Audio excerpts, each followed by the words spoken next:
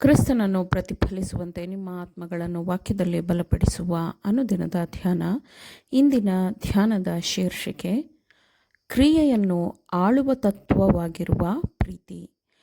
ಈ ದಿನದ ದೇವರ ವಾಕ್ಯ: ಪ್ರಿಯರಾದ ಮಕ್ಕಳೇ, ನಾವು ಬರೀ ಮಾತಿನಿಂದಾಗಲಿ ಬಾಯುಪಚಾರದಿಂದಾಗಲಿ ಪ್ರೀತಿಸುವವರಾಗಿರಬಾರದು.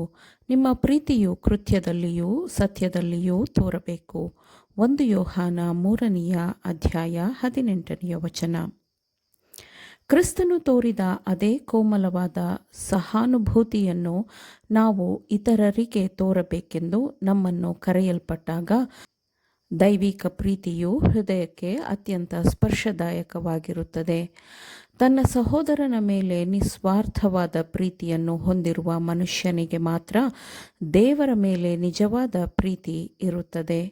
ಒಬ್ಬ ನಿಜವಾದ ಕ್ರೈಸ್ತನು ಸ್ವಇಚ್ಛೆಯಿಂದಲೇ ಆತ್ಮವನ್ನು ಅಪಾಯಕ್ಕೆ ಒಡ್ಡುವುದಿಲ್ಲ, ಎಚ್ಚರವಿಲ್ಲದೆ ಇರುವುದಿಲ್ಲ, ಅದನ್ನು ಕಾಳಜಿ ಮಾಡದೆ ಇರುವುದಿಲ್ಲ. ತಪ್ಪು ಮಾಡಿದವರಿಂದ ಅವನು ದೂರ ಉಳಿಯುವುದಿಲ್ಲ. ತಪ್ಪು ಮಾಡಿದವರು ಇನ್ನೂ ಅತೃಪ್ತಿ ಮತ್ತು ನಿರುತ್ಸಾಹಕ್ಕೆ ಧುಮುಕುವಂತೆ ಅಥವಾ ಅವರು ಸೈತಾನನ ಯುದ್ಧಭೂಮಿಯಲ್ಲಿ ಬೀಳುವಂತೆ ಬಿಡುವುದಿಲ್ಲ. ಕ್ರಿಸ್ತನ ಕೋಮಲವಾದ ಗೆಲ್ಲುವ ಪ್ರೀತಿಯನ್ನು ಎಂದಿಗೂ ಅನುಭವಿಸದವರು ಇತರರನ್ನು ಜೀವದ ಬುಗ್ಗೆಯ ಕಡೆಗೆ ಕರೆದೊಯ್ಯಲು ಸಾಧ್ಯವಿಲ್ಲ. ಹೃದಯದಲ್ಲಿರುವ ಆತನ ಪ್ರೀತಿಯು ನಿಯಂತ್ರಿಸುವ ಬಲವಾಗಿದ್ದು, ಮನುಷ್ಯನು ತನ್ನ ಸಂಭಾಷಣೆಯ ಮೂಲಕ ಕ್ರಿಸ್ತನನ್ನು ಪ್ರಕಟಪಡಿಸುವಂತೆ ಅದು ಮಾಡುತ್ತದೆ. ಕೋಮಲವಾದ ಕರುಣೆಯುಳ್ಳ ಮನಸ್ಸಿನಿಂದ ತಾವು ಸಂಪರ್ಕಕ್ಕೆ ಬರುವವರನ್ನು ಉನ್ನತಿಪಡಿಸುವುದರ ಮೂಲಕ ಅವರು ಕ್ರಿಸ್ತನನ್ನು ಪ್ರಕಟಪಡಿಸುತ್ತಾರೆ. ತಮ್ಮ ಪ್ರಯತ್ನಗಳಲ್ಲಿ ಯಶಸ್ವಿಯಾಗುವ ಕ್ರೈಸ್ತೀಯ ಕೆಲಸಗಾರರು ಕ್ರಿಸ್ತನನ್ನು ತಿಳಿದುಕೊಳ್ಳಬೇಕು. ಆತನನ್ನು ಅವರು ತಿಳಿದುಕೊಳ್ಳಬೇಕಾದರೆ ಅವರು ಆತನ ಪ್ರೀತಿಯನ್ನು ತಿಳಿದುಕೊಳ್ಳಬೇಕು. ಕೆಲಸಗಾರರಾಗಿ ಕ್ರಿಸ್ತನು ಪ್ರೀತಿಸಿದಂತೆ ಅವರು ಪ್ರೀತಿಸುವುದನ್ನು ನೋಡಿ ಮತ್ತು ಕ್ರಿಸ್ತನು ಕೆಲಸ ಮಾಡುವ ಹಾಗೆ ಅವರು ಕೆಲಸ ಮಾಡುವ ಅವರ ಸಾಮರ್ಥ್ಯವನ್ನು ನೋಡಿ ಪರಲೋಕದಲ್ಲಿ ಅವರನ್ನು ಅವರ ಅರ್ಹತೆಯನ್ನು ಅಳೆಯಲಾಗುತ್ತದೆ. ಬರೀ ಮಾತಿನಿಂದಾಗಲಿ ಬಾಯುಪಚಾರದಿಂದಾಗಲಿ ಪ್ರೀತಿಸುವವರಾಗಿರಬಾರದು. ನಿಮ್ಮ ಪ್ರೀತಿಯು ಕೃತ್ಯದಲ್ಲಿಯೂ ಸತ್ಯದಲ್ಲಿಯೂ ತೋರಬೇಕು ಎಂದು ಅಪೊಸ್ತಲನು ಬರೆಯುತ್ತಾನೆ.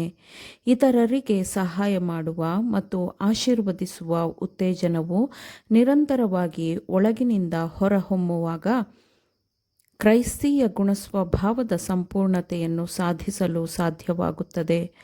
ನಂಬಿಗಸ್ತನ ಆತ್ಮವನ್ನು ಸುತ್ತುವರೆದಿರುವ ಈ ಪ್ರೀತಿಯ ವಾತಾವರಣವು ಅವನನ್ನು ಜೀವನಕ್ಕೆ ಜೀವನದ ಸುಗಂಧವಾಗಿ ಮಾಡುತ್ತದೆ ಮತ್ತು ದೇವರು ಅವನ ಕೆಲಸವನ್ನು ಆಶೀರ್ವದಿಸಲು ಅದು ಅನುವು ಮಾಡಿಕೊಡುತ್ತದೆ. ದೇವರ ಮೇಲಿನ ಅತ್ಯುನ್ನತವಾದ ಪ್ರೀತಿ ಮತ್ತು ಪರಸ್ಪರರ ನಡುವಿನ ನಿಸ್ವಾರ್ಥವಾದ ಪ್ರೀತಿ ಇವು ನಮ್ಮ ಪರಲೋಕ ತಂದೆಯು ದಯಪಾಲಿಸಬಹುದಾದ ಅತ್ಯುತ್ತಮವಾದ ಉಡುಗೊರೆಯಾಗಿದೆ. ಈ ಪ್ರೀತಿಯು ಪ್ರಚೋದನೆಯಲ್ಲ, ಆವೇಗವಲ್ಲ, ಆದರೆ ಅದು ದೈವಿಕ ತತ್ವವಾಗಿದೆ ಮತ್ತು ನಿತ್ಯವಾದ ಬಲವಾಗಿದೆ. ಪರಿಶುದ್ಧವಲ್ಲದ ಹೃದಯವು ಅದನ್ನು ಹುಟ್ಟುಹಾಕಲು ಅಥವಾ ಉತ್ಪಾದಿಸಲು ಸಾಧ್ಯವಿಲ್ಲ.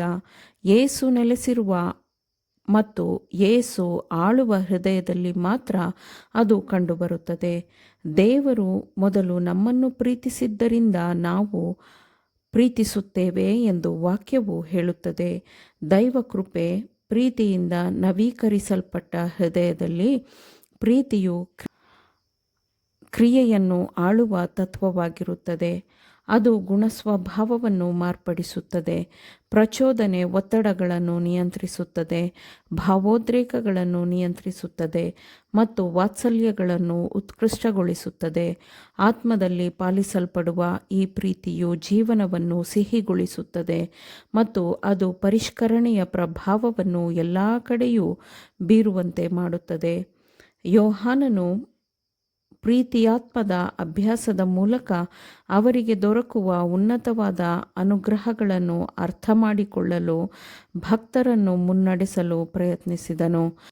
ಹೃದಯವನ್ನು ತುಂಬುವ ಈ ವಿವೇಚನಾ ಶಕ್ತಿಯು ಇತರ ಪ್ರತಿಯೊಂದು ಉದ್ದೇಶವನ್ನೂ ನಿಯಂತ್ರಿಸುತ್ತದೆ ಮತ್ತು ಅದನ್ನು ಹೊಂದಿಕೊಂಡಿರುವವನನ್ನು ಲೋಕದ ಭ್ರಷ್ಟ ಪ್ರಭಾವಗಳಿಂದ ಅದು ಮೇಲೆತ್ತುತ್ತದೆ.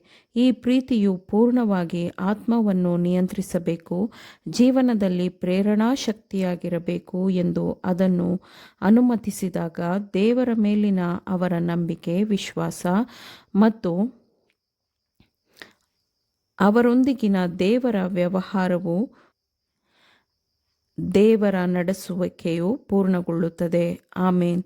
ದೇವರ ವಾಕ್ಯಗಳನ್ನು ಶ್ರದ್ಧೆಯಿಂದ ಆಲಿಸುವವರು ಮಾತ್ರವೇ ಆಗಿರದೆ ಪಾಲಿಸುವವರು ಆಗಬೇಕೆಂದು ನಿಮ್ಮನ್ನು ಉತ್ತೇಜಿಸುತ್ತೇನೆ. ಪರಿಶುದ್ಧಾತ್ಮನ ಸಹಾಯದಿಂದ ಆಲಿಸಿದ ನಿಮ್ಮೆಲ್ಲರಿಗೂ ಧನ್ಯವಾದಗಳು. ಮತ್ತೆ ದೈನಂದಿನ ಧ್ಯಾನಕ್ಕಾಗಿ ನಾಳೆ ಸಂಧಿಸೋಣ. ಆಮೇನ್.